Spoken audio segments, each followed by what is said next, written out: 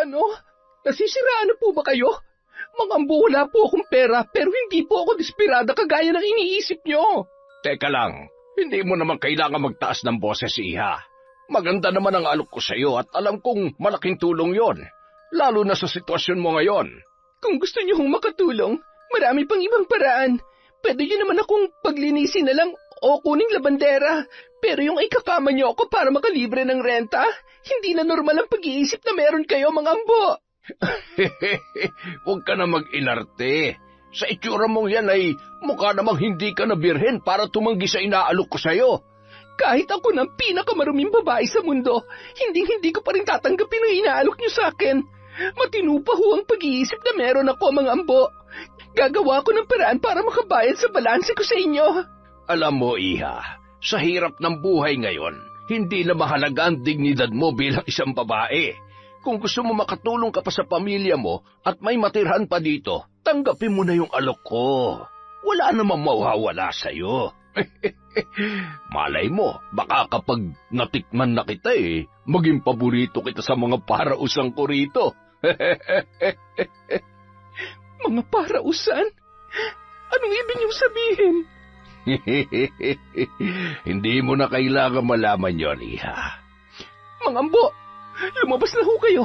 Kahit anong sabihin niyo, hindi ko tatanggapin ang... Bitawan yung braso ko! Ano ba? Wala ka nang magagawa. Kahit ayaw mo, pagsasawaan ko ang katawan mo. Taon 2001, Iloilo. Tuwing 5:00 ng hapon, nakaabang na si Onad sa tapat ng tarangkahan ng kanilang paupahan. Tapos na siya sa kanyang mga gawain, kaya hindi siya natatakot na mapagsabihan ng kanyang amang si Ambo na siyang landlord sa paupahang yon. Nag-iisang anak lamang ang binata. Hindi siya nagkaroon ng pagkakataong makilala ang kanyang ina dahil nagkaroon na ito ng bagong pamilya. Istrikto si Mang Ambo pagdating sa kanya. Madalas silang hindi nagkakasundo dahil malaki ang kanilang pagkakaiba, lalo na sa mga paniniwala at pananampalataya. Walang kinikilalang Diyos ang kanyang ama. Kabaligtaran naman niya dahil bukod sa palasimba ay hindi rin basta-basta nababali ang kanyang prinsipyo sa buhay. Gustuhin man niyang maghanap ng trabaho ay hindi siya pinayagan ni Mang Ambo dahil mas gusto nitong tutukan niya ang paupahan. Wala naman kasing ibang makakatulong doon ng matanda kundi siya lamang. Mayroong 5 kwarto na katamtaman lamang ang laki ang bahay na pinauupahan nila. Ang bahay namang tinutuluyan nilang mag-ama ay nasa tabi lamang ng paupahan. Karamihan sa tenant nila roon ay mga estudyanteng bed spacer. Ngunit may mangilan-ngilan din namang nangungupahan para malapit sa pinapasukang trabaho. Isa sa mga yon ay si Karina na lihim niyang hinahangaan.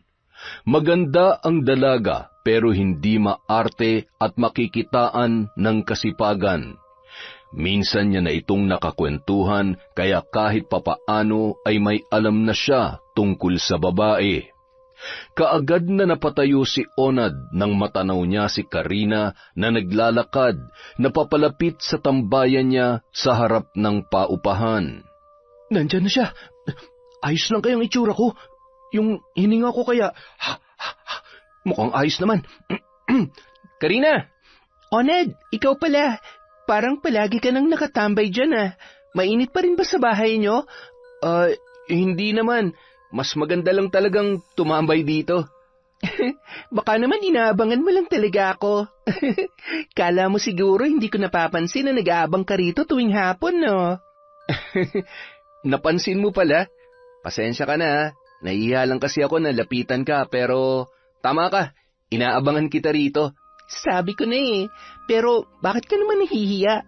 Ako nga dapat ang mahiya sa'yo kasi anak ka na may-ari nitong paupahan. Tapos may balanse pa ako sa inyo. Kay tatay ka naman may utang hindi naman sa akin. Tsaka, nagdadalawang isip ako na lapitan ka kasi baka isipin mo na nagpapapansin lang ako sa'yo. Bakit? Hindi ba? Joke lang yun, ha? Onad, anong ginagawa mo dyan? Wala pa tayong sinaing. Eto na po, tay. Magsasaing na. Karina, pasok na ako, ha? Sa susunod na lang tayo magkwentuhan. Sige. Iha, mukhang napapalapit ka na sa anak ko, Pinopormahan ka ba niya?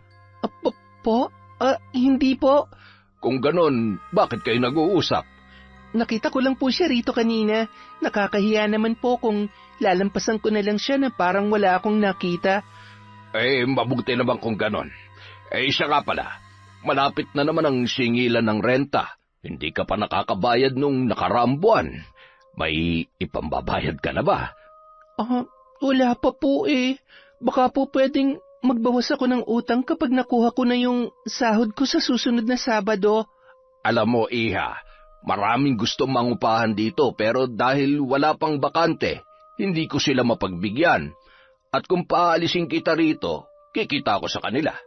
Hindi naman kita kaano-ano para pagbigyan kita ng pagbigyan. Nauudlot yung pagpasok sa akin ng pera. Kaya kung wala kang ibabayad, mas mabuti kung magkukusa ka ng mag-empake at umalis sa paupahan ko. Ganun lang yung kasimple. Pasensya na po kayo, Mang Ambo. Walang-wala po ako ngayon eh. Kahit isang pagkakataon na lang po sana. Nakikiusap po ako sa inyo. Kailangan ko po ng matutuluyan. Kaya lang, kailangan ko rin ng renta. Kung hindi naman pala ako makikinabang sa'yo, hindi ako manghihinayang na paalisin ka na rito. Paulit-ulit na lang yung pakiusap mo eh. Perang kailangan ko, kaya buti pa magbayad ka na.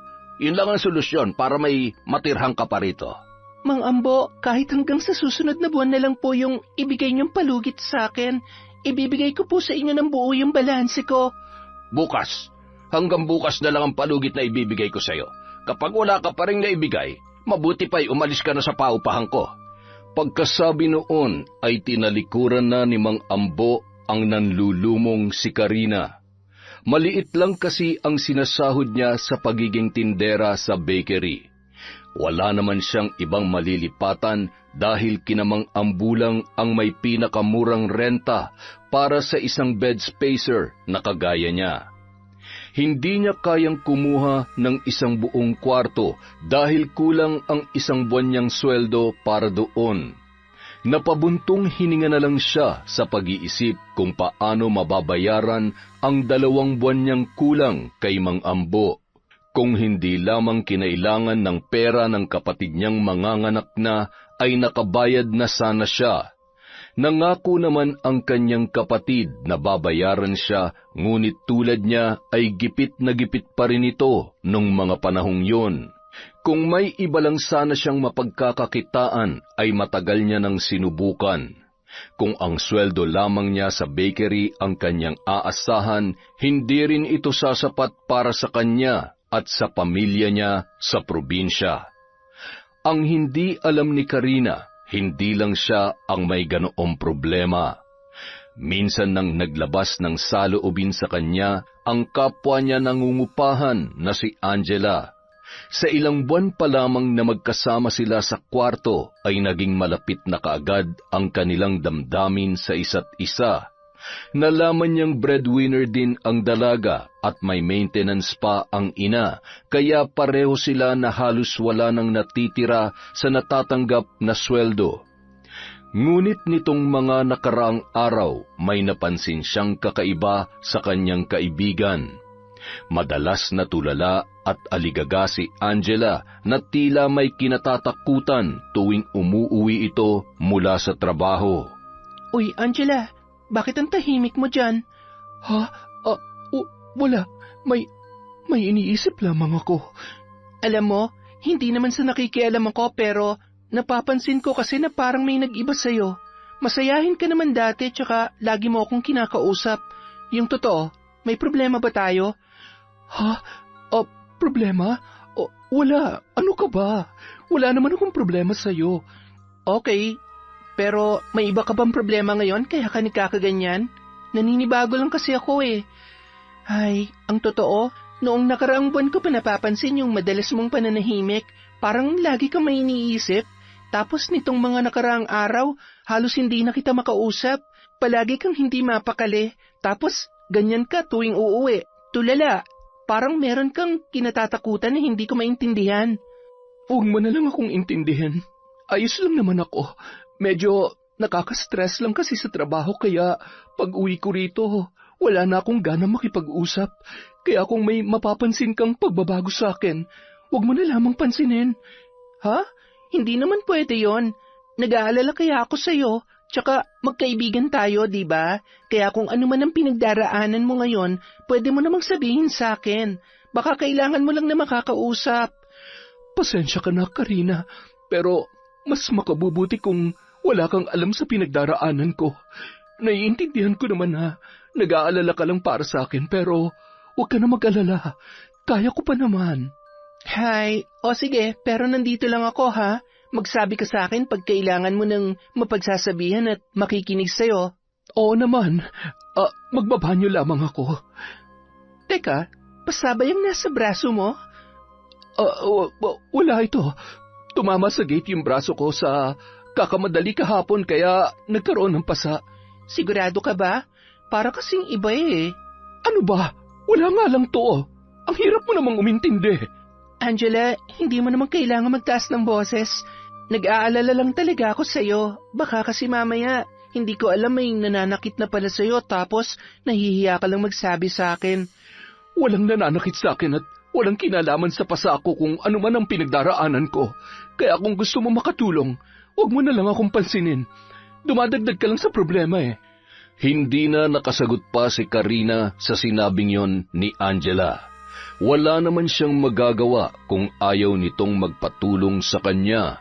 Sa mga sumunod na araw, sa halip na bumuti ay mas lumala pa ang mga napapansin ni Karina sa kanyang kaibigan.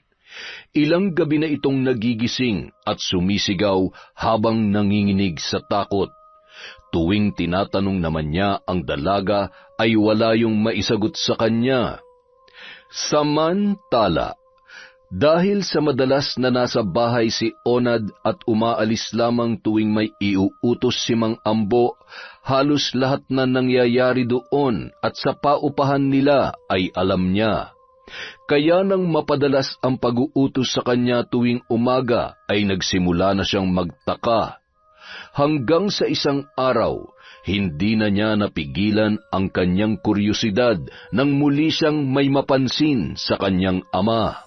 Tay, saan po kayo galing? Mukhang pawis na pawis kayo ah. Naglakad-lakad labang ako. Kailangan kong mag-ehersisyo, hindi ba? Alam mo naman, nagkakaedad na. Pero doon po kayo galing sa paupahan eh. May dinaanan lang ako ron kanina. Teka, ano bang iniisip mong gagawin ko sa paupahan natin? Alam mo namang hindi ako pwedeng tumambay ng matagal doon dahil halos lahat na nangungupahan sa atin puro mga babae na. Baka isipin nila hindi natin sila binibigyan ng privacy. Ano po bang ginawa niyo ron, Tay? Iniutos niyo na lang po sana sa akin. Sus, iuutos ko pa sa iyo kaya ko namang gawin. Tsaka kagagaling mo lang sa palengke. Madali lang naman pong hanapin yung ipinabili nyo kaya nakabalik ako kaagad. O siya, mag-almusal na tayo. Teka lang, Tay, yung zipper nyo, nakabukas? Oo nga pala, umihi kasi ako kanina. Ulyanin na talaga itong tatay mo. Saan po kayo umihi? Nakigamit po ba kayo ng banyo sa paupahan? Bakit pa ako makikigamit? Lalaki naman ako, anak. Pwede akong umihi kahit dyan lang sa tabi-tabi. Tingnan niyo po lagi yung zipper niyo, Tay. Lalo na kapag pupunta kayo sa paupahan. Puro babae po ang nandun. Baka kung anong isipin nila. Oo na, ikaw naman. Hindi ko lang naman napansin na nakabukas pa pala. Halika na nga. Oh, si Angela yun ah. Hindi pa pala siya nakakapasok. Teka, umiiyak ba siya? Sus, wag mo nang pakialaman si Angela. Hindi na natin problema kung umiiyak man siya. Malay mo, may pinagdaraanan lang yung tao. Pero, Tay, napapansin ko na po kasi sa kanya yan itong mga nakaraang araw pa. Madalas ko siya nakikitang umiiyak. Parang takot na takot palagi. Dati nakakausap ko pa siya, pero ngayon, ayaw na makipag-usap sa akin. Para pong ilag na ilag na. Bakit? Kaibigan ka ba niya para makipag-usap sa'yo? Hindi po. Hindi naman pala eh. Kaya wag mo na lang siyang pakialaman. Hindi mo na kargo yung problema niya. Basta nagbabayad siya ng renta buwan-buwan, wala tayong poproblemahin sa kanya o sa kahit sino pa sa mga nangungupahan sa atin. Hindi naman po siguro masama kung magmamalasakit tayo kahit konti. Nakikinabang din naman po tayo sa kanila. Sos, hindi natin utang na loob sa kanila yung binabayad nilang renta. Maayos ang tinutulugan nila sa paupahan kaya dapat lang na makinabang tayo. Kaya ikaw, huwag ka masyadong magiging malapit sa mga yan. Baka gamitin ka pa nila para makahingi ng palugit kapag hindi nakabayad. Mga abusado yung mga yan eh. Wala nang nagawa si Onad ng mga sandaling yon dahil si Mang Ambo naman talaga ang nasusunod sa lahat ng bagay, lalo na't may kinalaman sa paupahan. At para hindi sila magtalo ay hinayaan niya na lamang ang kanyang ama sa nais nitong gawin. Gayunpaman, hindi niya maialis sa sarili na mag-alala para kay Angela dahil mabait ang pagkakakilala niya sa dalaga. At tulad ni Angela, walang kaalam-alam si Onad na problemado na rin noon ang kaibigan niyang si Karina. Nakuha na ni Karina ang sweldo niya pero kinailangan niya kaagad na magpadala sa kanyang ina sa probinsya, kaya halos wala nang natira. Batid niya na kapag hindi pa siya nakabayad ng renta kay Mang Ambo ay mapapalayas na siya ng matanda sa paupahan. Malaking problema yun pag nagkataon dahil wala siyang ibang matutuluyan. Hindi rin siya pwedeng makituloy sa kanyang amo dahil baka singilin pa siya ng mas malaki. Dala ng matinding kagipitan, humantong na si Karina sa isang pangyayaring kahit sa panaginip ay hindi niya inakalang mangyayari sa kanya. Pag-uwi niya galing sa trabaho, nagulat siya nang makita si Mang Ambo sa kwartong kanyang tinutuluyan. Mag-isa lang doon ang matanda at wala pa ang mga kasama niya sa kwarto. Ngunit ang naging palaisipan sa kanya ay kung bakit basta na lamang pumasok doon ang kanilang landlord nang hindi muna sila kinakausap. Mang Ambo, ano pong ginagawa niyo rito sa kwarto namin? Gusto lamang sana kitang makausap. Tungkol saan po ba? Kung sa renta po, gagawan ko naman po ng paraan para makabayad ka agad sa inyo. Baka nakakalimutan mo. Ngayon ang araw ng singilan. Kung nahihirapan kang gawan ng paraan, kaya naman kitang tulungan. Ano pong ibig niyong sabihin? Kasasabi niyo lang kahapon na hindi na kayo madadaan sa pakiusap, hindi po ba? Nagbago na kasi ang isip ko, iha. May naisip akong paraan para hindi ka na magbayad ng balanse mo at hindi kita mapalis dito. Hindi lang yon, libre na rin yung para sa susunod na buwan. Ano naman po yung naiisip niyong paraan? Simple lang. Pumayag ka na ikama kita. Ano? Nasisiraan na po ba kayo? Mang Ambo, wala po akong pera pero hindi pa ako desperada kagaya ng iniisip niyo. Teka lang. Hindi mo naman kailangan magtaas ng boses, iha. Maganda naman ang alok ko sa'yo at alam kong malaking tulong yon, lalong-lalo na sa sitwasyon mo ngayon. Kung gusto niyo kong makatulong, marami pang ibang paraan. Pwede niyo naman akong paglinisin na lang o kuning labandera, pero ikakama niyo ako para makalibre ng renta. Hindi na normal ang pag-iisip na meron kayo, Mang Ambo. Huwag ka nang mag-inarte. Sa itsura mong yan, mukha namang hindi ka nabirhen para tumanggi sa inaalok ko. Kahit ako ng pinakamaruming babae sa mundo, hindi ko pa rin tatanggapin ang inaalok niyo sa akin. Matino pa ho ang pag-iisip na meron ako, Mang Ambo. Gagawa ko ng paraan para makabayad sa balanse ko. Alam mo, iha, sa hirap ng buhay ngayon, hindi na mahalaga ang dignidad bilang isang babae. Kung gusto mo makatulong ka pa sa pamilya mo at may matirhan pa dito, tanggapin mo na yung alok ko. Wala namang mawawala sa iyo eh. Malay mo, baka kapag natikman na kita maging paborito kita sa mga parausang ko rito. Mga parausan? Anong ibig niyong sabihin? Hindi mo na kailangan malaman yon, iha. Mang Ambo, lumabas na ho kayo. Kahit anong sabihin niyo, hindi ko tatanggapin ang... Bitiwan yung braso ko, ano ba? Hindi ako papayag na hindi ka matikman ngayon, Karina. Matagal na kitang pinagnanasahan. Ang ganda-ganda mo at mukhang mabango kahit pagod ka sa trabaho. At itong braso mo, ang kinis-kinis.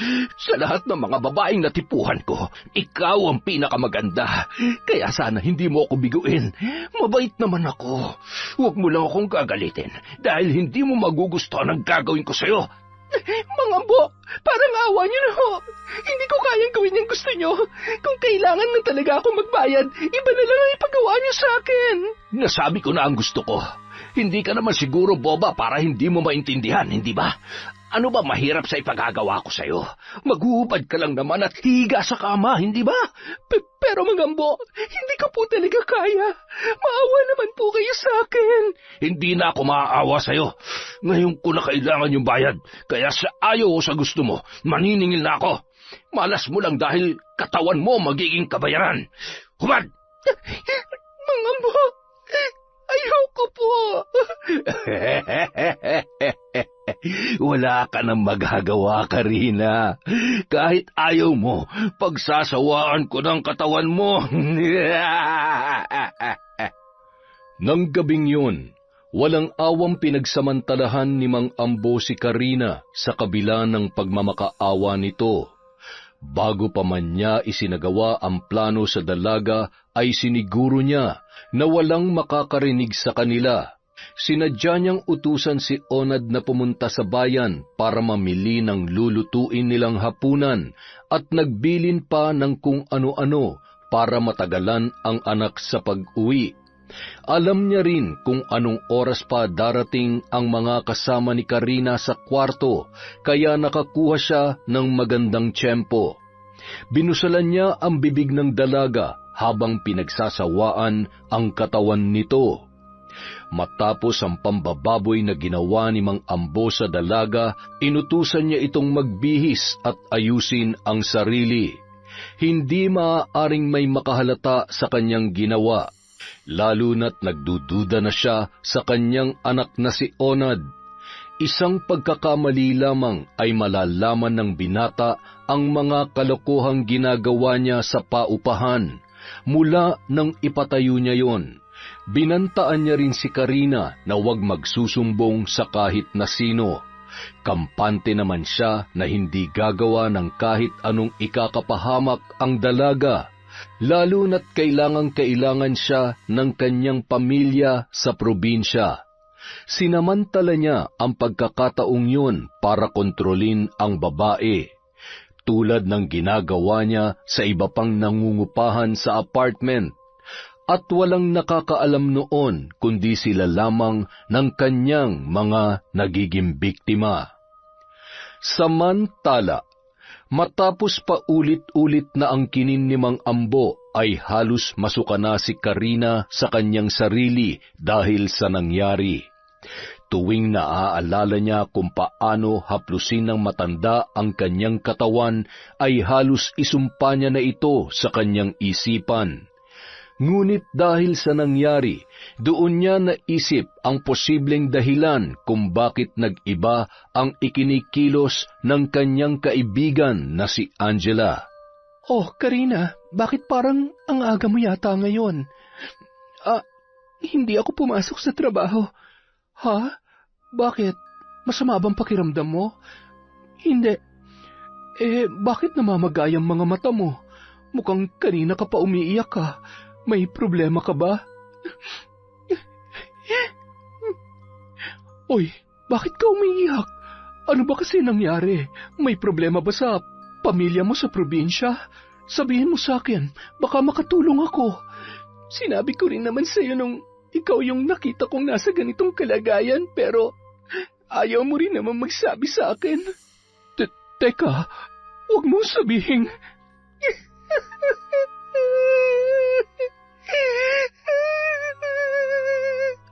Diyos ko, ginawa niya rin ba sa'yo?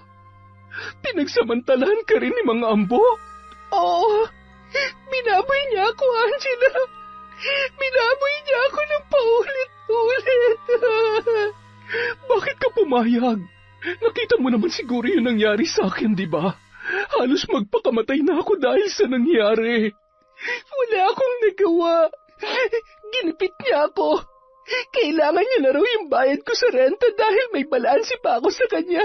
Tapos sapilitan niya akong inubaran at... Shh! Hindi mo na kailangang ikwento sa akin ang nangyari. Kung meron man nakakaalam ng pinagdaanan mo sa hayop na matandang yon, ako yon, Karina. At naiintindihan kita kung bakit hindi ka na lumaban. Pinagbantaan ka rin niya, hindi ba?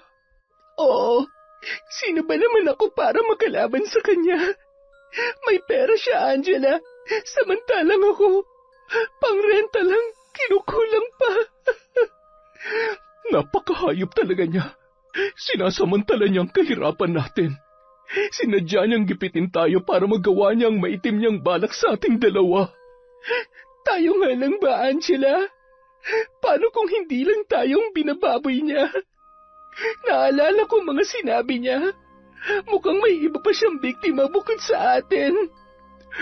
Hindi na ako magtataka. Maraming estudyanteng nangungupahan dito. Kung tayo nga na nagtatrabaho na, kinakapos at nagigipit pa, sila pa kaya? Demonyo mang ampong yan. Mas masahol pa siya kay Satanas sa ginagawa niya sa atin. Ginagawa niya tayong parausan. Araw-araw, iba-iba ang ikinakama niya. Hindi ko alam kung paano niya nasisikmura yun. Walang araw na hindi niya ako ginagalaw, Karina. Paulit-ulit niyang binababoy ang pagkatao ko. Hayop siya. Napakahayop niya. Kaya ba? Kaya nagpapaiwan ka rito kapag inaaya na kitang pumasok sa trabaho? Yun ba ang hinihingi niyang oras sa'yo? Oo, tuwing umaga. Hindi ako sumasabay sa'yo kahit maaga akong nakakapaghanda dahil alam kong pupunta siya rito kapag nakaalis ka na. Nasusuka ako tuwing hinahawakan niya ako. Nandidiri ako sa sarili ko tuwing iminumulat ko ang mga mata ko habang nakaibabaw siya sa akin. Wala akong makita ni katiting na awa sa mga mata niya. Ganon siya kademonyo, Karina. Halos hindi na ako makatulog gabi-gabi tuwing naiisip ko yung mga ginagawa niya sa akin. Natatakot ako at kinamumuhian ko ang sarili ko dahil hindi ako lumalaban. Hinahayaan ko lang siya na gawin yun sa akin. Kailangan niya managot sa ginawa niya sa atin. Paano? Baka hindi tayo paniwalaan kapag isinuplong natin siya sa mga pulis. Hindi lamang pulis ang pwede nating lapitan, Karina. Anong ibig mong sabihin? Kung hindi natin siya mapapanagot sa batas, pananagutin natin siya sa paraang siya na mismo ang hihiling na tapusin na lamang ang buhay niya. Hindi na unawaan ni Karina ang mga sinabi ni Angela dahil hindi nito dinetalye sa kanya ang plano ng dalaga para makaganti kay Mang Ambo. Wala sa isip ni Karina ang paghihiganti ng mga panahong yon dahil ang tanging nasa isip niya lamang ay kung paano makakatulong sa pamilya niya na nasa probinsya.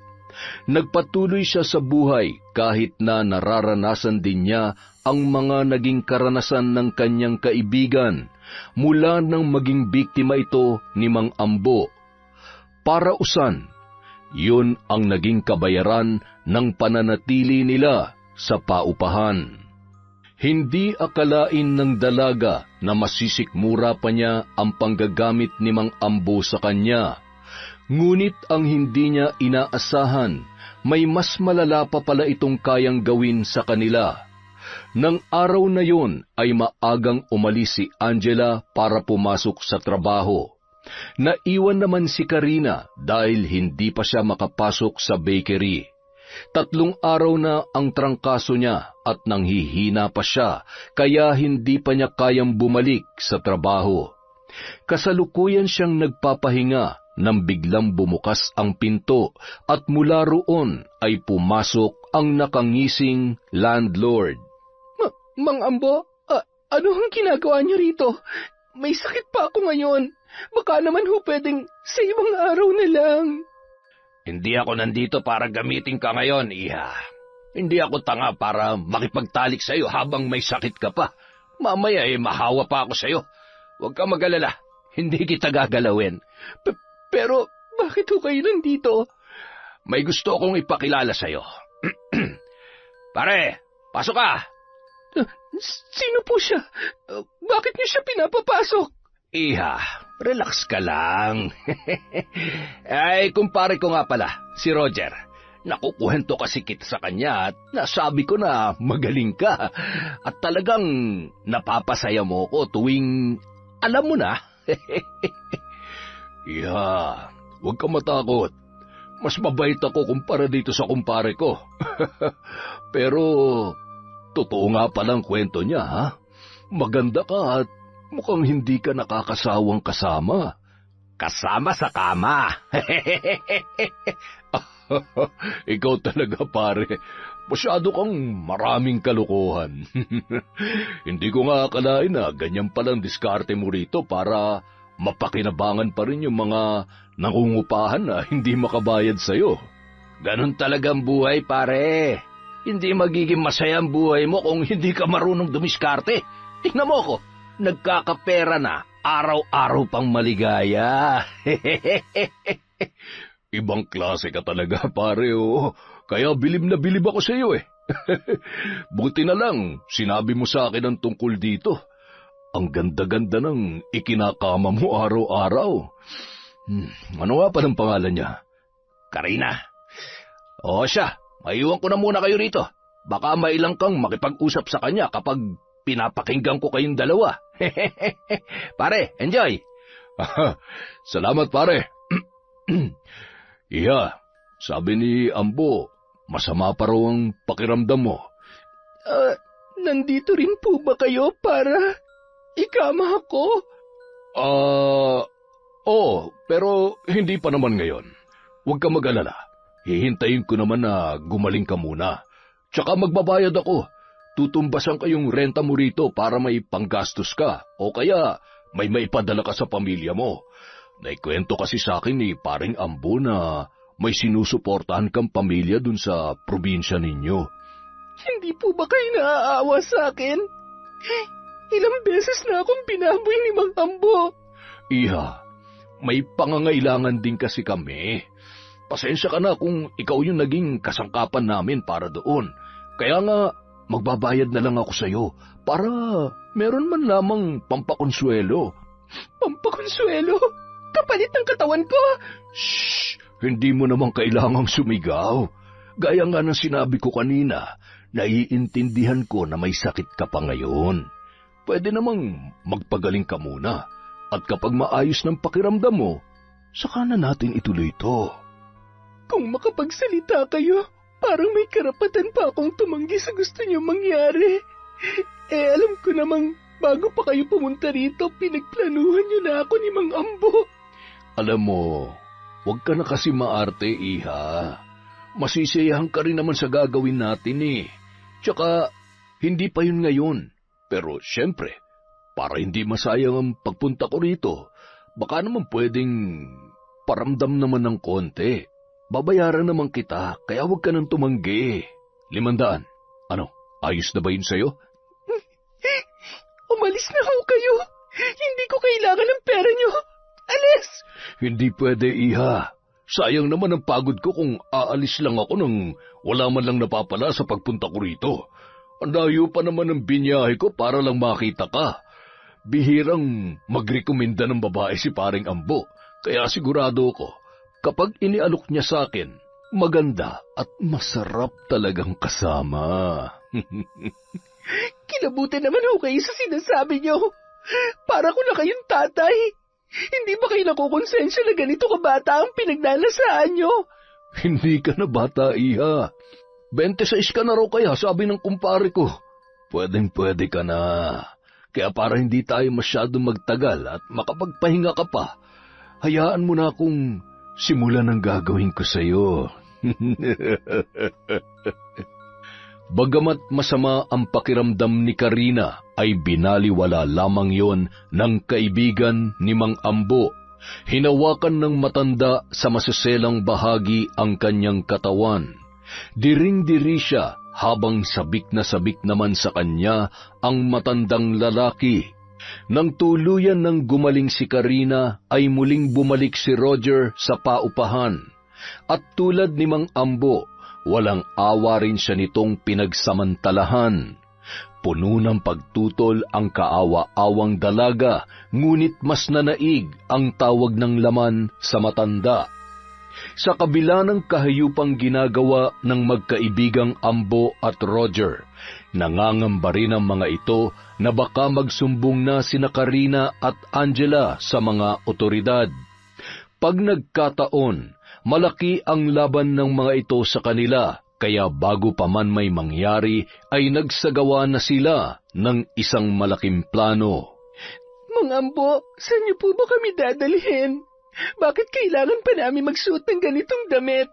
Masyado na pong malaswang tingnan. Oo nga, Mang Ambo. Kanina pa kami tanong ng tanong sa inyo pero hindi niyo naman kami sinasagot. Huwag nga kayong puro reklamo. Manahimik na lang kayo dyan. Malalaman niyo rin kung saan ko kayo dadalhin. Kung kabayaran pa rin ito sa pangungupahan namin, parang sobra-sobra naman na po yata yung ginagawa niyo sa amin. Bakit? Hindi ba nakikinabang din naman kayo? Hindi na kayo magbabayad ng buwan ng renta nyo. Basta sumunod lamang kayo sa gusto ko. Hindi tayo magkakaproblema. Pero bakit kailangan niyo pa kaming isama pareho? Saan niyo ba talaga kami dadalhin, Mang Ambo? Malalaman nyo rin. Malapit na tayo. Makakababa na kayo. Maya-maya lang. Kung ako sa inyo, iahanda ko na ang sarili ko. Angela, masama ang kutob ko. Mukhang ikapapahamak nating dalawa yung pagdadalhan sa atin ni Mang Ambo. Anong gagawin natin? Duda rin ako, Karina. Basta maging alerto ka lang, ha? Basta kapag umabot tayo sa punto na hindi mo na kaya ang mga ipinagagawa niya, tumakas ka na. Ano? Pero paano ka? Gagawin ko rin naman lahat na makakaya ko para makatakas. Pero sakaling hindi ko yun magawa, sikapin mo makalayo at huwag ka nang babalik sa paupahan. Naiintindihan mo ba? Hoy, anong pinagbubulungan nyo dyan, ha? Pinag-uusapan nyo ba ako? Hindi ho, Mang Ambo. Mabuti kung ganun dahil kung may binabalak man kayong dalawa, huwag nyo na ituloy. O siya, nandito na tayo. Bumaba na kayo ng sasakyan. Eto na ho, bababa na. Halika na, Angela. Ano bang lugar ito? Puro puno lang na nyog ang nakikita ko. Wala man lang kabahay-bahay. Ano na naman ba tong trip nyo, Mang Ambo? Dito nyo ba kami bababuyan para wala makarinig sa mga sigaw namin? Ibang klase rin talaga kayo. Sinadya ko kayong dalhin dito dahil nakakahalata ng anak ko. Anumang oras, maaari na niya mabisto ang ginagawa ko sa inyo kaya kinakailangan ko na muna kayong ilayo tuwing may gagawin kami sa inyo. Kami? May kasama kayo rito? Oo, may kasama si Paring Ambo. Sinasabi ko na nga ba eh. Alam mo, Karina, napansin ko na kanina yung sasakyang nadaanan natin. Malamang pagmamay-ari yun ng huklubang ito. Hoy, ayus-ayusin mo yung pananalita mo. Baka hindi kita matansya. Bakit? Anong gagawin mo, ha? Papatayin mo ako? Bakit hindi? Pinagsawaan naman na kitang punyeta ka. Punyeta ka rin. Ang tanda-tanda mo na, kayong dalawa ni Mang Ambo, pero wala namang kayong pinagkatandaan. Mga hayop! Tumahimik ka! Gusto nyo rin naman ang ginagawa namin sa inyo, kaya huwag na kayong umarte na parang biktima kayo ng sitwasyon. Bayad naman kayo baka nakakalimutan nyo yun. Renta lang namin ang binabayaran nyo, hindi ang pagkatao namin. Tigilan nyo na nga yung kaartehan ninyo. Kung talagang hindi nyo gusto magpagamit sa amin, bakit hindi kayo lumipat sa ibang paupahan? Bakit hindi kayo humingi ng tulong sa mga kamag-anak nyo? Mahina ang kokote nyo, kaya kayo nalagay sa ganyang sitwasyon. Ginipit nyo kami. Ginamit yung kahirapan namin para magawa ang kahayupan nyo. Ay, nako, tama na nga yung satsat. Pare, paano ba natin sisimulan to, ha? Anong gagawin nyo sa amin? Boba ka rin talaga no? Alangan naman magkantahan tayo rito. Hindi pa ba malinaw sa inyong dalawa? Kaya kayo dinala rito ni Ambo dahil dito na namin kayo tatapusin. Alam nyo, ayoko pa sanang gawin to Lalo na sa'yo, Karina. Sa lahat kasi ng babaeng natikman ko sa paupahan, ikaw ang pinakapaborito ko. Ibang klase ka. Ang kaso, Kapag pinatagal pa namin ang buhay mo, baka maging problema ka pa namin, kaya pasensyahan na lamang tayo. Mang Ambo, maawa naman po kayo. Hindi naman po kami magsusumbong eh. Kung gusto niyo pa rin akong gamitin, sige lang ho.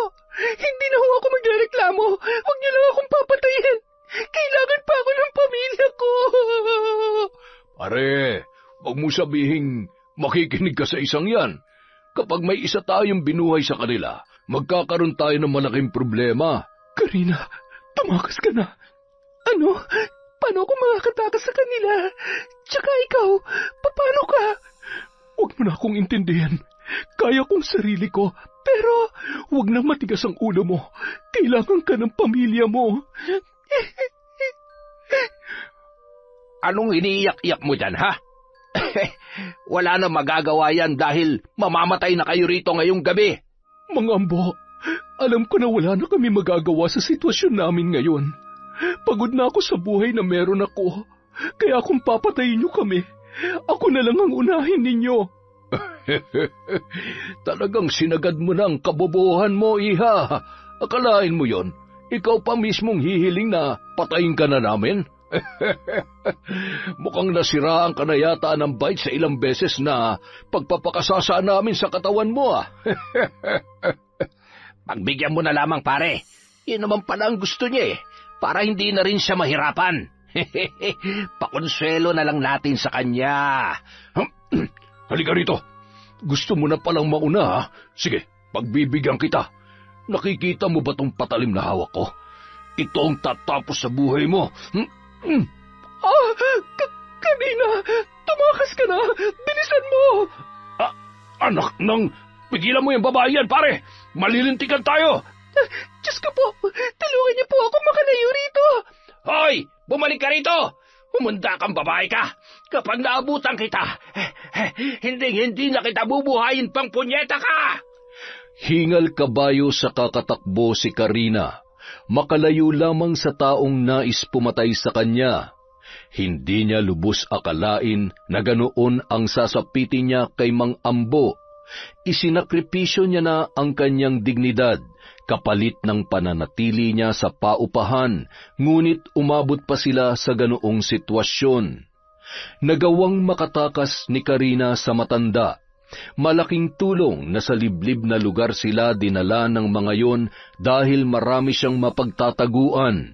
At bago siya umalis sa kanyang pinagkublihan, hinintay niya munang mag-umaga para makasiguro na hindi siya makikita ng mga demonyo na gustong pumatay sa kanya. Malayo ang nilakad ni Karina bago siya nakarating sa highway. Mabuti na lamang at may mabuting loob na nagpasakay sa kanya. Hindi niya alam kung saan siya pupunta, pero sa sitwasyon na yon, wala na siyang iba pang mahihingan ng tulong, kundi ang kanyang amo sa bakery na kanyang pinapasukan. Samantala, tagaktak naman ng pawis at nanginginig pa ang magkaibigang sina Ambo at Roger, matapos makasigurong patay na nga si Angela.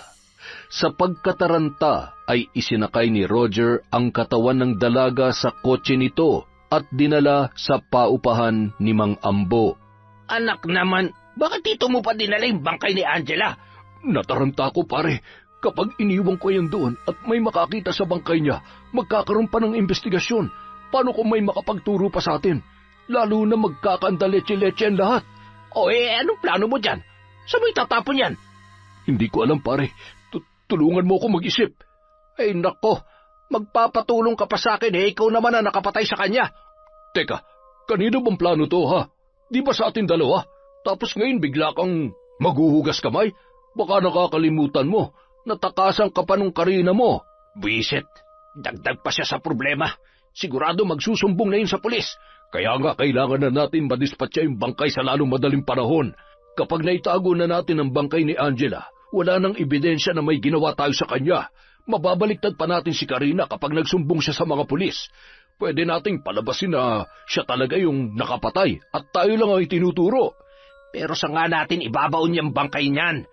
Hindi tayo pwedeng basta-basta na lamang maghukay dito. Siguradong iimbestigahan yun ng mga pulis kapag na-report na ang pagkawala ni Angela. Mas lalo namang hindi pwede sa amin, pare. Madadamay pa pati pamilya ko. Tsaka hindi rin tayo pwedeng basta-basta na maghukay sa kung saan para ilibing yung bangkay. Sandali.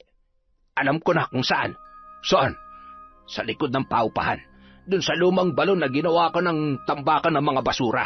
Pwede mong itapon yung bangkay niya ron tapos tabunan mo na lang ng lupa para hindi halata. Lahat ng mga basura ngayong linggo, doon mo na rin itapon para kahit umalingaso yung bangkay niya, hindi iisipin na doon natin siya ibinaon. O sige.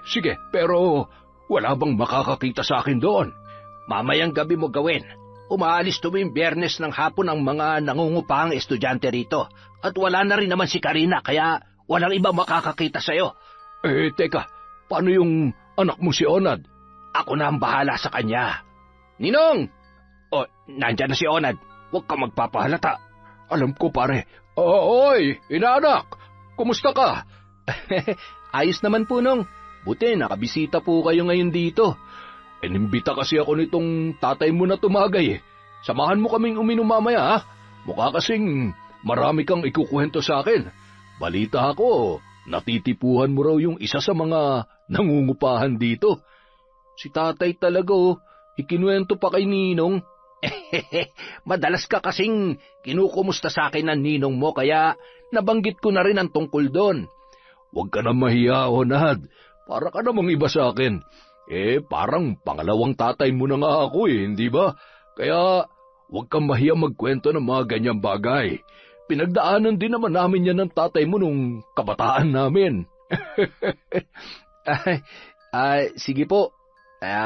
Mamaya ko na lang po ikukwento, Nong. Nang gabing mag-inuman sina Ambo at Roger, sinadya nilang isama si Onad para lasingin ang binata. Nang sa gayon ay hindi ito makahalata sa kanilang binabalak. Nagtagumpay naman sila sa kanilang plano dahil nakatulog na si Onad, dala ng matinding kalasingan. Sina Ambo at Roger naman, hinarap na ang pagbabaon sa bangkay ni Angela sa lumang balon. Sa tulong ng isang makapal na lubid ay nagawang bumaba ni Roger sa balon na ginawa ng tambakan ng mga basura para maghukay. Dala nito ang pala at baretang gagamitin. Pinaghirapan nilang alisin ang lupa sa balon at ang mga basurang nabulok na lamang doon para gawing pantabon sa ibabaong bangkay. Bilisan mo maghukay dyan, pare.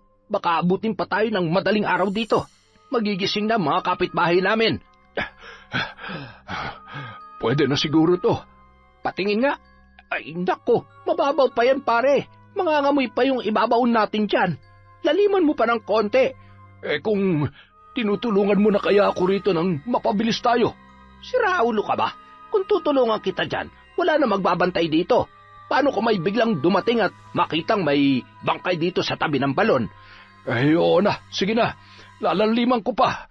Kung hindi mo sana dinala dito yan, hindi sana tayo nahihirapan ngayon. Wala namang makakaalam na tayo ang pumatay sa kanya kung iniwan na lang natin siya sa gubat. O kaya inihulog na lang natin sa kung saan para magmukhang ibang may gawa nun. Sus, pambihira ka naman, pare. Ngayon mo pa naisip yan kung kailan naghuhukay na ako rito. Kaya nga bilisan mo na lang dyan. Wala na tayong magagawa, nandito na to. Ano pa nga ba sa tingin mong ginagawa ko? Siya nga pala. Pagkatapos mo dyan, kailangan mo ring linisin yung kotse mo. Dapat walang matira kahit katiting lang na patak ng dugo. Kung hindi ay malilintikan talaga tayong dalawa. Mababaliwala ang pagod mo dyan sa paghuhukay. Alam ko kung anong gagawin ko mamaya. Madali lang naman maglinis ng ebidensya. Siguraduhin mo lang na walang kahit anong makakapagturo sa atin. Ayoko makulong, pare. Mas lalo na ako. Hindi pwedeng malaman ng pamilya ko yung ginawa natin. May mga anak din akong babae. Siguradong itatakwil ako ng mga yon. Tayo lang naman na nakakaalam ng lahat. Kaya kung walang magsasalita sa ating dalawa, wala namang mahuhuli. Ganun lang kasimple yon. Pero bilib din ako sa iyo, pare, ha? Ang lakas ng loob mo. Parang wala ka man lang nararamdaman takot nung pinatay ko si Angela sa harapan mo. Siyempre naman. Ako pa ba? Kung hindi nga lang nakatakas si Karina, baka pinagpira-piraso ko ng katawan nun.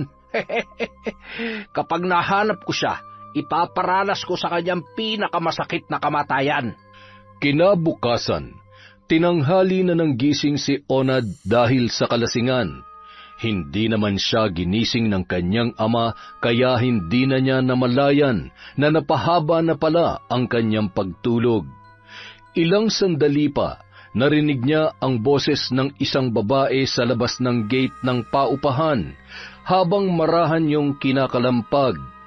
Lalabas na sana siya nang marinig niya ang boses ng kanyang ama na nauna nang lumabas para pagbuksan ang sinumang kumakatok doon. Sumilip lamang siya sa bintana at mula roon ay nakita niya ang isang matandang babae na may mahabang buhok na medyo namumuti na dahil sa edad nito. Nang dumako ang tingin niya sa muka ay bahagyang napakunot ang kanyang noo. Pamilyar sa kanya ang muka ng kanilang bisita. Ano ang sadya nyo rito? Kung mangungupahan kayo ay wala pa kaming bakante. Hindi ako mangungupahan. Bakit nandito kayo? Nako, kung nandito ka para manghingi ng tulong, wala akong maibibigay. Dito nangungupahan ang anak ko. Gusto ko siyang makita kaya ako pumunta rito. Teka, anak? Sinong anak? Si Karina. Alam kong dito siya nangungupahan. Gusto ko siyang makita at makausap. Kayo palang nanay ni Karina. Oo nga, magkamukha nga kayo. Mas nakakatakot nga lang ang itsura ninyo. Bastos ka. Nasaan ang anak ko? Gusto ko siyang makita dahil ilang araw na namin siyang hindi matawagan. At sa tingin mo, itinatago ko siya kaya sa akin mo hinahanap? Ayan, bubuksan ko tong gate. Pumasok ka sa paupahan at hanapin mo yung kwartong tinutuluyan ng anak mo. Kapag nagkita kayo, umiyak kayo at magyakapan. Pero kapag hindi mo siya nakita, hanapin mo na lang dahil hindi ko na problema kung nasang lupalop man siya ng mundo.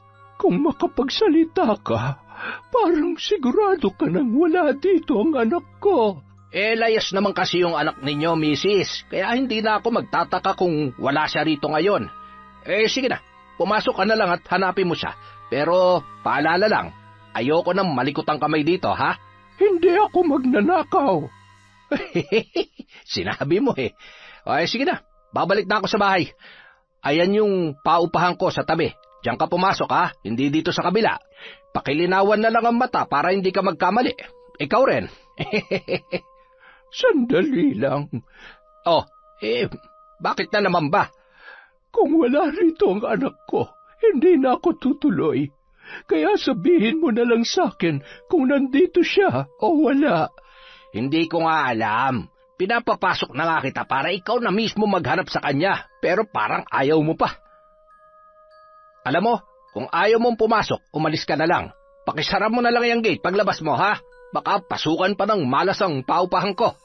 Lingid sa kaalaman ni Mang Ambo, sinadyang pumunta roon ni Lydia kahit batid na niya kung nasaan ang kanyang anak. Nasa biyahe na siya para sorpresahin ang anak sa kanyang pagbisita nang makatanggap siya ng tawag mula sa isang hindi kilalang numero. Sinagot niya yon at nalamang si Karina pala ang tumatawag. Nang hihingi ito ng tulong sa kanya, hindi siya mapakali nang hindi kaagad nasabi ng anak kung ano ang nangyari, ngunit sinunod na lamang niya ang sinabi nito na magkita na lamang sila sa bakery na pinapasukan ng dalaga. At nang magkita ang mag-ina, doon na niya nalaman ang pinagdaanan nito sa may-ari ng paupahan at sa kaibigan nito na si Roger.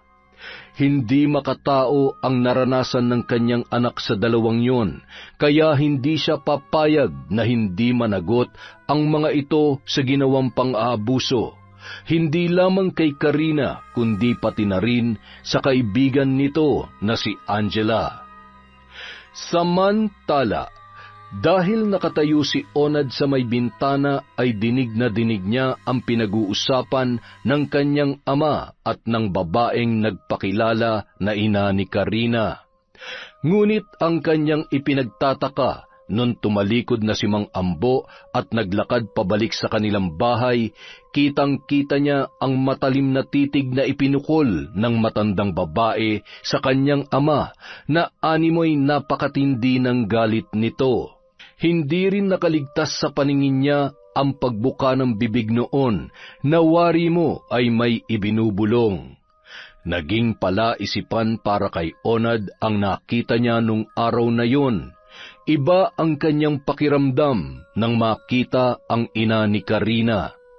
May kakaiba sa matanda, ngunit hindi niya maipaliwanag kung ano yon.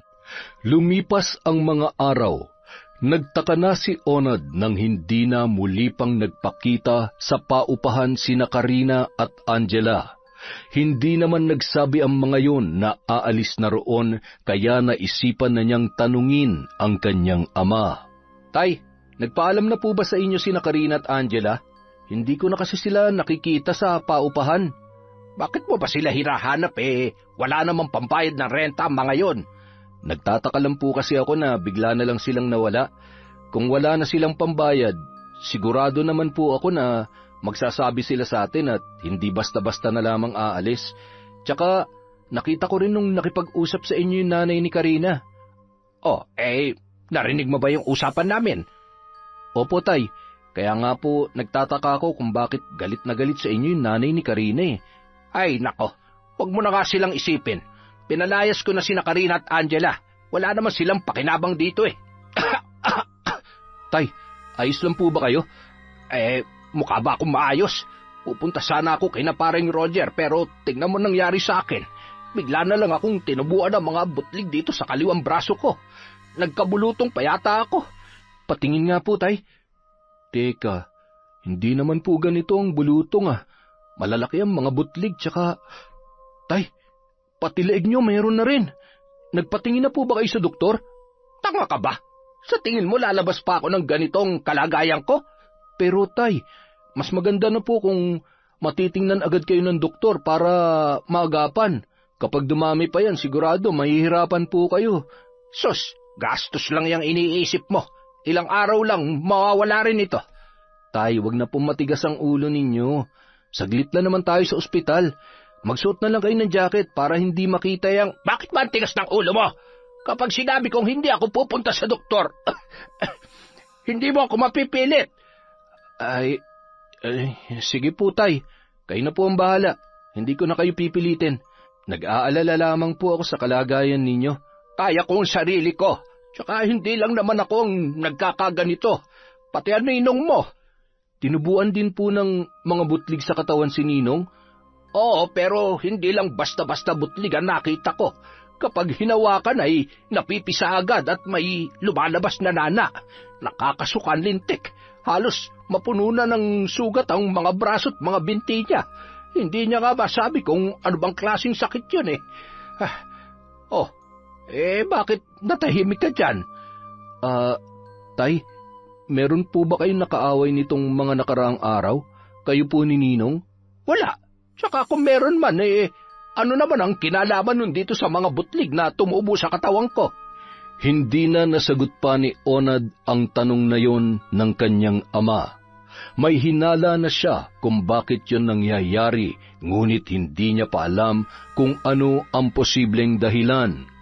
Sa halos buong maghapon lamang na lumipas ay mabilis na lumala ang kalagayan ni Mang Ambo. Pagpatak ng 6:00 ng gabi, inaapoy ito ng lagnat. May mga oras din na napapabalikwas siya tuwing bigla na lamang napapasigaw ang tatay na parang nasasaktan, at pagkatapos noon matutulala na lamang ito sa kisame at hindi na makapagsalita.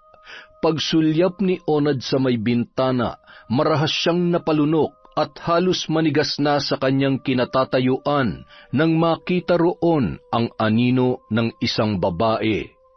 Ngunit nang akmang lalapitan niya yon ay bigla na lamang nawala ang naturang anino. Mula ng gabing yon, sunod-sunod na ang naging bangungot sa buhay ni Mang Ambo. Tuwing maghahating gabi, nagigising na lamang si Onad sa sigaw nito. At tuwing pagmamasdan niya ang katawan ng kanyang ama, mas lalong dumarami ang mga butlig at mas lumalala ang pamamaga na magkabila nitong binti. Ang kanyang ipinagtataka, may nakita na rin siyang mahabang sugat na animoy hiniwa ng kutsilyo ang iba't ibang parte ng kanyang katawan. Sinubukan ni Onad na pakainin at painumin ng tubig si Mang Ambo, pero tinatanggihan nito ang kahit na anong ibinibigay niya. Binantayan niya ang kanyang ama at inobserbahan ang mga pagbabago sa katawan nito. Ilang ulit niya itong kinumbinsi na magpadala na sa ospital para masuri ng mga doktor, ngunit nagmamatigas pa rin ang kanyang ama. Kinabukasan, nagulat na lamang ang binata nang puntahan niya sa silid si Mang Ambo. Halos bumaliktad ang kanyang sikmura nang makita ang mga binti ng kanyang ama na mas lumala pa ang pamamaga dahil umabot na ito hanggang sa mga paa. Pumutok na ang mga butlig na tumubo roon at bumuka na ang mga sugat na pinagpipiestahan naman ng mga langaw. Dali-dali niyang tinakpan ng kumot ang mga binti ng kanyang tatay, ngunit nang masagi niya ang parteng namamaga, nanlaki ang kanyang mga mata nang makita ang maliliit na uod na lumabas mula roon. Tay, ano po ba talagang nangyayari sa inyo? Bakit nagkaroon na ng uod ang mga sugat ninyo? Ang sakit ng buong katawan ko, anak. Nagugutom ako pero parang hindi ko kakayaning lumunok ng pagkain. Tay, pati ang leeg nyo, puro sugat na rin. Sigurado po ba kayong hindi pa rin kayo magpapadala sa ospital? Hindi na, anak. Dito na lamang ako. Ayokong pandirihan ako ng mga tao. Tingnan mo naman ang itsura ko. Sa tingin mo ba, makikilala pa nila ako? Pati mukha ko ay tinubuan na ng mga butlig. Hindi na ako makagalaw dahil pinipigilan ko mapisa ang mga ito. Nahihirapan na ako, anak. Halos mapahihina ako sa sobrang hapdi ng mga sugat ko. Hindi ko alam kung bakit nangyayari ito sa akin. Barang, tay. Malakas ang kutob ko na mayroong bumabarang sa inyo. Barang? Sino naman ang gagawa nun sa akin? Teka, ang ninong mo, kumusta siya?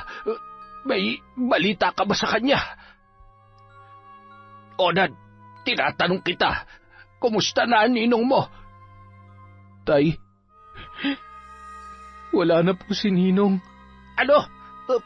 Paano nangyari yun? Dinala siya ng asawa niya sa albularyo, tay. May bumarang din sa kanya at hindi na niya kinaya ang sumpang dumapo, tay. Parehong-pareho kayo ng sinapit ni Ninong bago siya binawian ng buhay. Inuuod na rin ang buo niyang katawan at halos mabulok na. Nanggaling ako sa kanila dahil gusto kong kumpirmahin ang hinala ko na nababarang kayo. Tay, kitang-kita mismo ng mga mata ko kung paano humiwalay ang nabubulok na binti ni Ninong sa katawan niya habang naglalabasan ng mga uod na pareho sa nakikita ko sa sugat ninyo. At nasabi rin sa akin ni Ninang na noong binuksan nilang kabaong ni Ninong sa huling pagkakataon, pinagpipiestahan na ng mga uod ang ulo ng Ninong ko at nag-alisan ng mga tao sa sementeryo. Kaya, tay, hindi ba dapat nagpapagamot na kayo ngayon? Huwag na nating hintayin na ganun din ang mangyari sa inyo. Hindi na ako magpapagamot, anak. Wala na rin namang mangyayari. Hindi ba? Kinakarma na yata ako. Sinisingil na ako sa mga kasalanan ko. Malas lang ni kumpare dahil siya ang nauna sa akin. Hindi pa huli ang lahat, tay. Sabihin niyo lang sa akin kung sino ang posibleng gumawa nito sa inyo. Maghahanap ako ng magaling na albularyo. Huwag ka na mag-abala pa. Tanggap ko na ang kapalaran ko, anak. Tay, gusto niyo po ba ng tubig? Eto po. Hindi, ayoko ng tubig. Ilayo mo sa akin yan. Pero tay, tubig lang naman tong ibinibigay ko sa inyo. Wala po itong gamot. Kailangan nyo nang uminom. Matutuyuan na kayo niyan. Sabi nang ilayo mo yan sa akin eh. Hindi ka ba nakakaintindi? Pasensya na tay, pero kahapon pa kayo hindi umiinom ng tubig. Hindi pa rin kayo kumakain. Kung ipagpapatuloy nyo yan, baka hindi na kayo tumagal ng ilang araw. Sa kabila ng pagtutol ni Mang Ambo, ay kumonsulta na si Onad sa isang albularyo. Kung patatagalin niya pa na nasa ganoong kalagayan ang kanyang ama, ay baka bawian na lamang yon ng buhay. Matindi ang galit ng taong bumabarang sa kanyang tatay at hindi ito titigil hanggat hindi napapatay ang kaisa-isa niyang mahal sa buhay. Gayunpaman, nais niya ring malaman kung ano ang dahilan ng matinding galit na yon na nauwi sa matinding uri ng pambabarang ng sinumang gumagawa noon. Samantala, nagdiriwang naman ang mag-inang sina Karina at Lydia matapos isagawa ang isang ritual. Magdiwang ka, anak, dahil wala na ang isa sa mga lalaking umabuso sa iyo. Salamat po, Nay. Dapat lang namamatay si Mang Roger dahil pinatay niya si Angela. Nagsakripisyong kaibigan ko para makatakas ako, Nay. Kung hindi dahil sa kanya, baka wala na rin ako ngayon. Hindi sapat ang humimas lamang sila ng rehas para panagutan ang paulit-ulit na pambababoy sa inyo. Mga demonyo sila. Napakasama nila. Demonyo lamang ang may kakayahang gumawa ng ganong bagay sa mga inosenteng kagaya ninyo ng kaibigan mo. Pero malas nila dahil hindi ko palalampasin ang ginawa ng magkaibigang yun. Hindi basta-basta ang pambabarang na ginawa ko, lalo na sa ambong yun. Nakausap ko siya at nasaksihan ko mismo kung gaano kabulok ang kanyang pagkatao. Kaya tama lang na ipatikim ko sa kanya ang matinding barang na hindi niya inaasahan. Sigurado ako ngayon na mas masahol pa siya sa nakagat ng ulol na aso dahil mas lalong lalala ang kalagayan niya kapag uminom siya ng tubig. Papatahin ko siya ng paunti-unti. Mararanasan niya matinding uhaw at pagkagutom habang namimilipit sa sakit ng katawan. Yun ang nararapat sa hayop na katulad niya. Naaalala ko nga po, Nay, yung sinabi sa akin ni Angela. Sabi niya, may ibang paraan pa raw para makamit namin ang hustisya. Sigurado ako na ganito rin ang gagawin niya sakaling nakaligtas siya sa mga kamay ni Mang Roger. Hindi lahat ng hustisya nakukuha sa pagkakakulong lamang ng may sala, anak. Kapag mabigat ang kasalanan nila, kamatayan, yon ang nararapat na ipataw sa kanila. Kaya hindi ako mangingiming ibigay sa kanila ang pinakamasakit na paraan ng kanilang kamatayan. Patawarin mo ko, anak. Kung nakakapagtrabaho lang sana ako, hindi mo na sana kailangang magsakripisyo para sa amin. Hindi mo na sana hinayaang babuyin ka ng mga lalaking yon para manatili ka pa rin sa paupahang yon. Naiintindihan ko ang dahilan kung bakit hindi ka lumaban sa kanila. Pero ngayong alam ko na ang lahat. Hindi ako papayag na hindi ka mabibigyan ng hustisya sa lahat ng ginawa nila sa iyo. Hindi niyo po kailangang humingi ng tawad, Nay.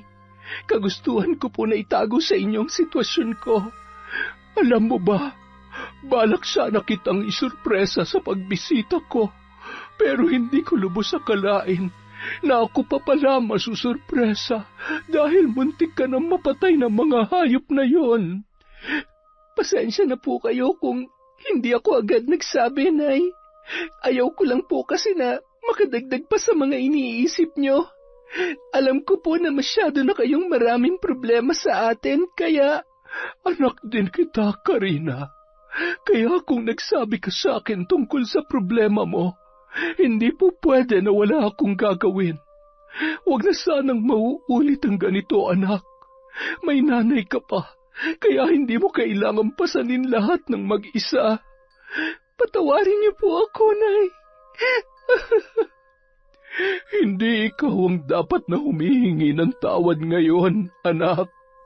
Nang malaman ng amo ni Karina ang nangyari sa kanya, ay pumayag ito na pansamantala muna silang makituloy sa kanyang bahay. Sinabi naman nila na hindi sila magtatagal doon dahil may kailangan lamang silang tapusin. Kung anuman yon ay tanging silang mag-ina lamang ang nakakaalam.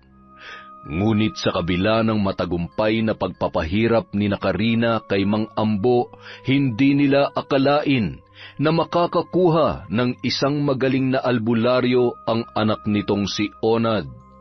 Humina ang bisa ng barang at natuntun pa nito kung nasaan ang taong nagpapahirap sa matanda.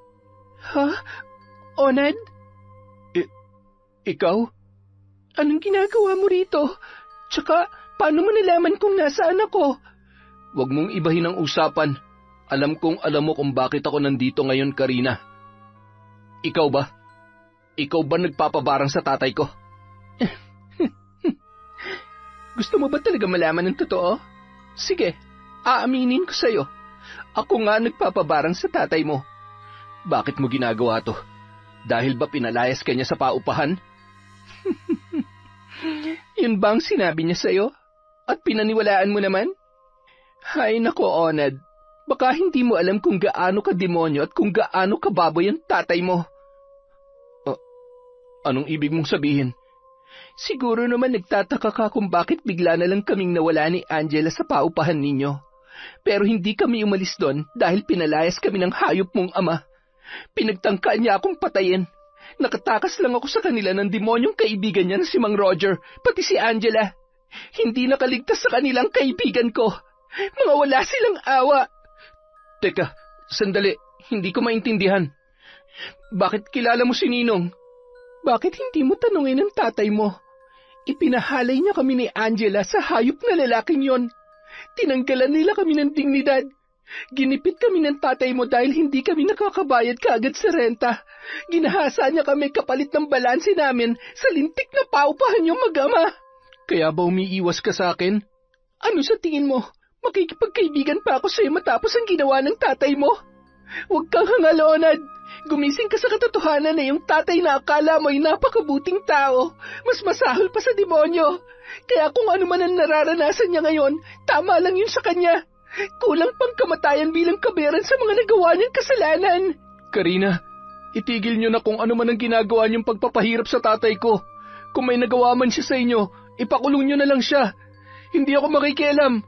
Hayaan ko siya managot sa mga ginawa niya sa inyo ni Angela. Wala akong pakialam kahit habang buhay pa siya makulong. Huwag niyo lang siyang parusahan sa ganitong paraan. Wala ka na magagawa para iligtas siya. Nakatakda ng kamatayan niya at hindi na mababawi pang sumpang dumapo sa kanya. Dapat lang siyang mamatay, Onad. At kahit kailan, hindi ako manghihinayang sa buhay ng isang hayop na tulad niya. Sa kabila ng pagmamakaawa ni Onad kay Karina, hindi niya ito pinagbigyan. Bigo at nanlulumong umalis ang binata sa bahay ng kanyang amo. Mabuting tao si Onad, kaya naaawa siya sa binata. Ngunit kabaligtaran naman ang nararamdaman niya para sa ama ng lalaki. Kaya kahit nagmakaawa na ito sa kanya ay hindi niya pinagbigyan ang hiling nitong itigil na ang pagpapakahirap kay Mang Ambo. Isa pa, imposible na rin yun dahil naisagawa na ng kanyang ina ang huling ritual ng pagpapahirap sa matandang landlord.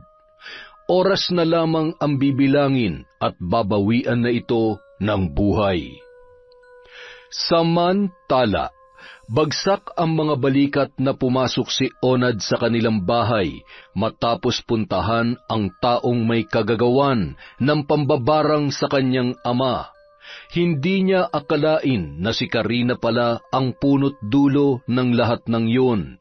Ngunit hindi niya rin inaasahan ang mga nalaman tungkol sa mga ginagawa ng kanyang tatay sa mga nangungupahan sa kanilang apartment.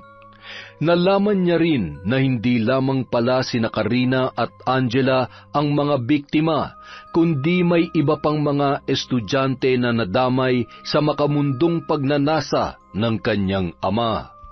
Nang pumasok siya sa silid, naabutan niyang hinang-hinana si Mang Ambo at lupaypay na ang katawan habang naghahabol na yon ng hininga.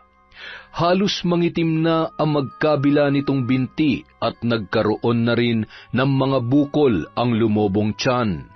Sinubukang iangat ng tatay niya ang kaliwang braso nang makita siya, pero bumagsak lamang yon pabalik sa higaan. Sa pagbagsak nito, nagsilabasan ang maliliit na uod at umalingasaw ang masangsang na amoy sa buong paligid na halos ikaduwal na ni Onad. Awang-awa siya sa kalagayan ng kanyang ama, ngunit nagngingit-ngit din ang kanyang kalooban dahil sa kanyang mga nalaman. Bakit niyo nagawa yon, Tay? Bakit niyo sila pinagsamantalahan? Sinong sila? Hindi kita maunawaan, anak. Huwag na kayong magsinungaling, Tay. Mamamatay na lang kayo, lolokohin niyo pa rin ang sarili niyo. Huwag niyo na ipagkaila ang nagawa niyong kasalanan. O baka naman kailangan ko pang banggitin sina Karina at Angela para makaalala ka. Tay naman, napakababoy niyo. Paano niyo naaatim na umakto ng normal matapos niyong pagsamantalahan ng mga walang kalaban-laban na babae? Pati estudyante, hindi niyo pinatawad? Anak, patawarin mo ako kung nagsinungaling ako sa'yo. Oo, napakasama akong tao. Sinamantala ko na wala silang pambayad sa renta, kaya ginawa ko silang parausan. Alam kong mali yun, pero nadala lang ako ng matinding tukso, anak. Hindi lang kayo nadala, Tay. Ginusto niyong mangyari yun. Si Angela, anong ginawa niyo sa kanya? Nasaan siya? Wala na siya. Pinatay siya ng ninong mo. Kaya naman pala kayo binarang eh. Nauna lang mamatay si Ninong, pero sigurado ko na hindi kayo sasantuin ng taong gumawa nito sa inyo. Alam mo na ba kung sino nagpabarang sa amin, anak? Alam ko na kung sino. Wala na akong magagawa para tulungan kayo, Tay. Pareho kayo nagdesisyon na gumawa ng masama noon at hindi man lang kayo nakaramdam ng awa sa mga nabiktima ninyo. Kaya, baka nga tama kayo na karma nyo na yung nangyayari sa inyo ngayon. Sana mapatawad mo pa rin ako, anak. Gusto ko, Tay. Pero hindi ko alam kung paano kayong gagawin matapos lahat ng nalaman ko. Hindi nyo nga masagot yung tanong ko kung nasan si Angela eh. Sigurado ako sa lumang balon, sa likod ng paupahan. Doon namin ibinaon ang kanyang bangkay. Mga hayop. Napakahayop nyo, Tay. Sa kabila ng paghingi ng tawad ni Mang Ambo, ay patuloy na nagmatigas si Onad. Malaki ang kasalanang nagawa ng kanyang ama, kaya hindi niya ito kayang patawarin ng ganun-ganun na lamang. Mabuting tao si Angela, ngunit para lamang itong hayop na ibinaon ang bangkay sa balon na ginawa na nilang tambakan ng mga basura. Pinauwi na niya ang albularyong tumitingin sa kanyang ama at hinayaan na lamang na tanggapin nito ang kapalaran dahil wala na rin naman silang magagawa. Pagpatak ng 6:00 ng gabi, tuluyan ng binawian ng buhay si Mang Ambo. Tulad ng nangyari kay Roger, pinagpiestahan ng mga uod ang kanyang katawan. Kaya imbis na iburol pa ay ipinakremate na lamang ni Onad ang bangkay ng kanyang ama at agad na ipinalibing.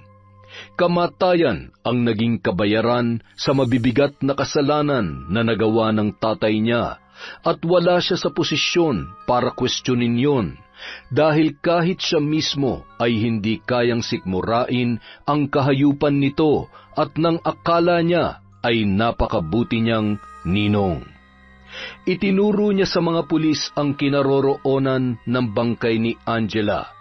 Nagbigay na rin siya ng statement at sinabi ang lahat ng nalalaman niya para mabigyang linaw kung sino ang salarin sa pagkamatay ng dalaga. Matapos namang ilibing ang mga 15 ambo ay pinuntahan ni Onad si Karina na nooy naghahanda na para umuwi sa probinsya. Karina, buti na abutan pa kita bago ka umuwi sa inyo. Ano pang ginagawa mo rito? Hindi ba dapat sinusumpa mo na ako ngayon dahil akong dahilan kung bakit namatay ang tatay mo? Alam kong may mali rin naman sa ginawa mo at aaminin ko, nasaktan din ako para sa tatay ko. Pero maniwala ka man o hindi, naiintindihan kita. Naiintindihan ko kung bakit mo yun nagawa. Tama ka, sa bigat ng kasalanan ng tatay ko at ng ninong Roger ko, hindi sapat ang humimas lang sila ng rehas habang buhay. Napag-isip-isip ko rin na kung ako nasa sitwasyon mo, baka ganun din ang gawin ko. Karina, pasensya ka na kung wala man lang ako nagawa para tulungan ka. Kung hindi ka pa nakatakas noon, baka pareho na kayong wala ni Angela ngayon. Ginawa kong lahat para makatakas dahil ayokong mauwi sa wala ang sakripisyo ni Angela para sa akin. Isa pa, hindi ko rin hahayaang hindi siya mabigyan ng hustisya. Naiintindihan kita, kaya huwag ka mag-alala. Wala akong sama ng loob sa'yo o kung anuman. Pumunta lang talaga ako rito para personal na humingi sa'yo ng tawad sa nagawa ng tatay ko at sa hindi ko pagtulong sa'yo. Wala ka namang kasalanan. Hindi mo alam ang mga ginagawa ng tatay mo kaya huwag kang humingi ng tawad sa akin. Siya nga pala, may ibibigay ako sa'yo. Ano yun? Heto, galing to sa perang iniwan sa akin ni tatay.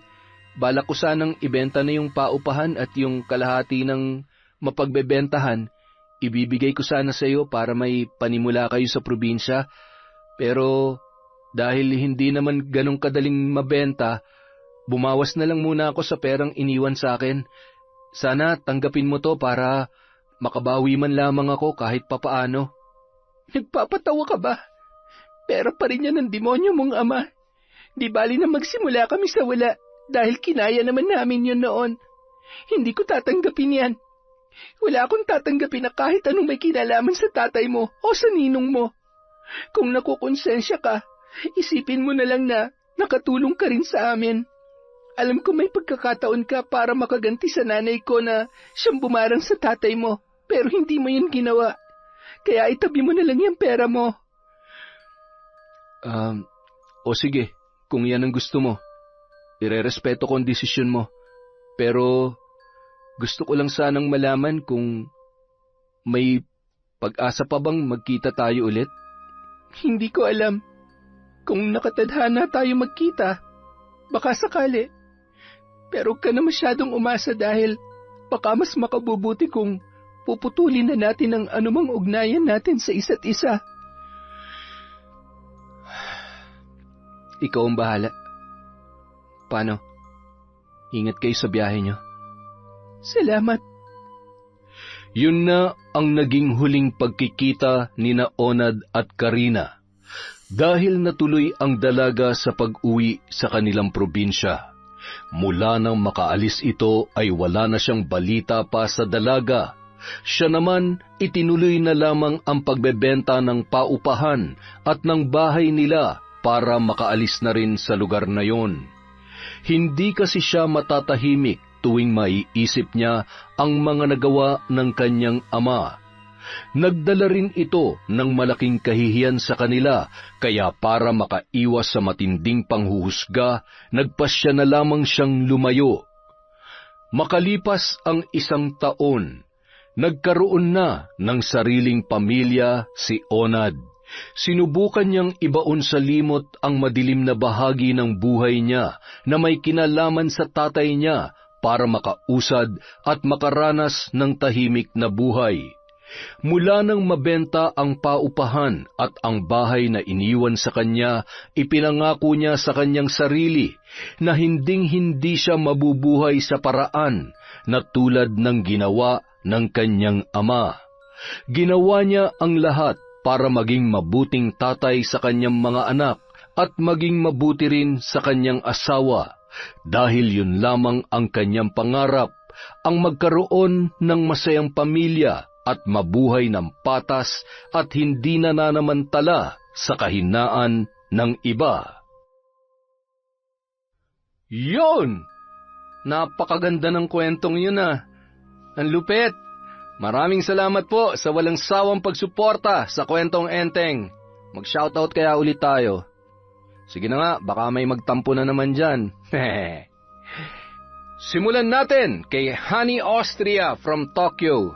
Hello kay Chris Alcantara, kay Rachel Ignacio. Hi po kay Sweet Mommy. Mommy from Doha, Qatar. Kay Ami Yong. Hi po kay Evangeline San Jose from Al San Jose. Hi kay Manny Baldonado at sa asawa niyang si Lorna Algordo.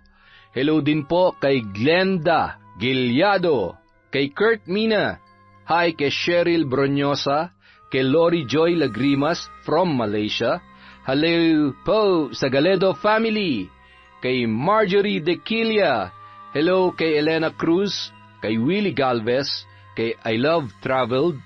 Hi po kay Dimples Yumi, sa Grifaldia family, kay Mamang Viviana, Miguel, Papang Jesse, Mika, Genevieve, Jay, Margie Soto, Freddy Boy, Anthony, Aiza, Ernesto, NN, AA, Luk, from Cataleja, Soto.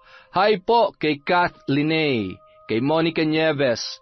Hello kay Len TV, kay Lauren Kilang Opando. Hi po kay Hondra Delin from Dubai, kay Virginia Belay. Shout out po kay Bengski, kay Melarin Sunas from Talim Island, kay Sante Jumawan. Hello po kay Simply Cathy, kay Charlene Gumansing, kay Emrose Strong OFW in Kuwait. Hi kay Cat Burglar Cutie, kay Genevieve Virtuoso, kay Miss Maura, kay Mel Santarita. Shout out kay Rain's Dream, kay Jennifer Sacris, kay Noni Ahmad Karem from Zairab Sharif. Hello po kay Cherry Mukbang AMSR. Hi kay Isay DS, kay Jing Estrada from Daman, Saudi Arabia. Hi po kay Jesper ng Al Fayruzi Salon from Jonah Halog. Hello po kay Tesu Manting from Rome, Italy. Kay Josue Talan. Hi kay Josefina Felias from Pasig. At kay Ahmed Panigel. Yung pong mga hindi nabanggit, huwag kayong mag-alala, may bukas pa, may isang araw pa, may next week, next month, next year. Wala pong katapusan ang Kwentong Enteng. Maraming salamat po uli sa pakikinig sa Kwentong Enteng.